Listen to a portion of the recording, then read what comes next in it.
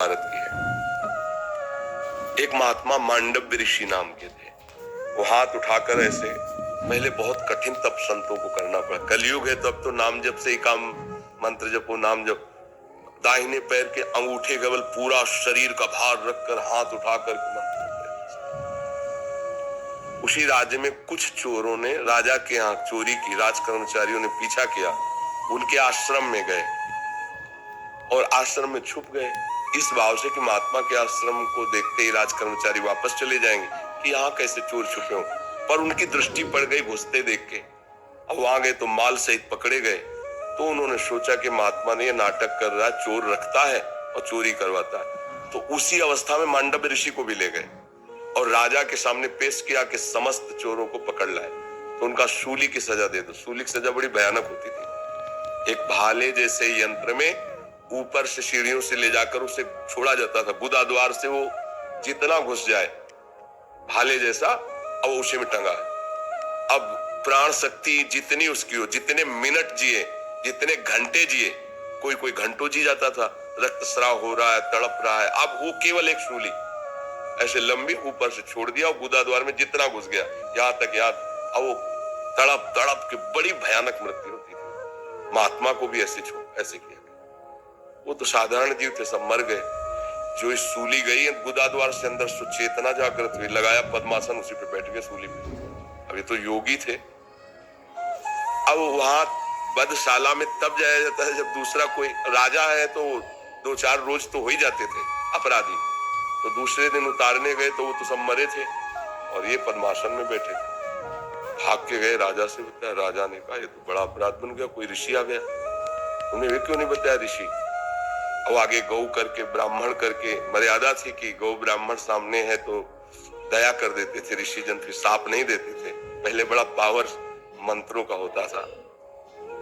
हाथ जोड़, महाराज हमें बिल्कुल पता नहीं, आप यहाँ कैसे लाए गए मुझे बिल्कुल पता नहीं, अब मुझे क्षमा कर दीजिए, मैं बिल्कुल नहीं। बोले मुझे आपसे कोई मतलब नहीं, पहले ये निकलवाओ सूली। लाख कोशिश की गई, सूली निकली नहीं। तो उनका काट दो, ऐसे काट दिया गया, सूली काट दी। सीधे वहां से अंतर ध्यान हुई, धर्मराज के पास पहुंचे क्योंकि पावरफुल महात्मा थे। धर्मराज से कहा कि मैंने क्या ऐसा पाप किया कि तुमने दंड विधान किया? क्योंकि ऊपर हाई कमान तो वहां है ना, क्रिया यहां दिखाई दे रही, कारण तो वहां है ना, पूरा हिसाब किताब उनके पास। तो बड़े गुस्सा में थे।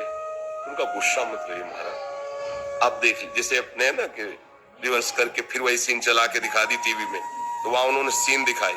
ये 8 वर्ष के बच्चे खेल खेल में तितली को पकड़ा और उसकी गुदा के द्वार में बम्बूल का कांटा डाल दिया और छोड़ दिया। तड़प तड़प के तितली काफी समय में, बम्बूल का कांटा बड़ा होता है तो जानते उसका परिणाम क्या है?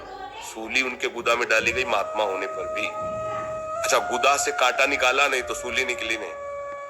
ये केवल मुंह जबानी कथा नहीं, महाभारत में भगवान व्यास देव जी ने इसको लिखा है। तो उनका नाम हुआ अणिमांडव्य। तब उन्होंने कहा कि हम नया नियम बनाते हैं, 14 वर्ष तक के बालक के पहले के अपराध जो है वो नहीं माने जाएंगे, वो मैं क्षमा करने का विधान बनाता हूं। और तुम मुझे बालक को इतना बड़ा दंड दिया उस खिलवाड़ का, इसलिए तुम मृत्यु लोक में जाओ, 100 वर्ष के लिए मैं तुम्हें शाप देता हूं। तो वही विदुर जी के रूप में आए, साक्षात धर्मराज। अंश से युधिष्ठिर है लेकिन साक्षात धर्मराज विदुर जी के रूप में आए। अणिमांडव्य ऋषि की आज भी वसूली वैसी है। अब आप सोचो, एक महात्मा इतना बड़ा पावरफुल जो न्यायाधीश को भी मृत्यु लोक में भेज दिया दंड देके, उसकी सूली नहीं निकली। तो आप काकरोच को या किसी जीव को, मुझे लगता है कि हिसाब है तो बचो, ऐसे कर्म मत करो इससे पाप हो। हम 100 बार झाड़ के फेंकते तो डस्टबिन है, डस्टबिन क्या करे है आप है लो। अब तो देहाती आदमी यार, तो हमें बीन और पेन में कोई अंतर नहीं ले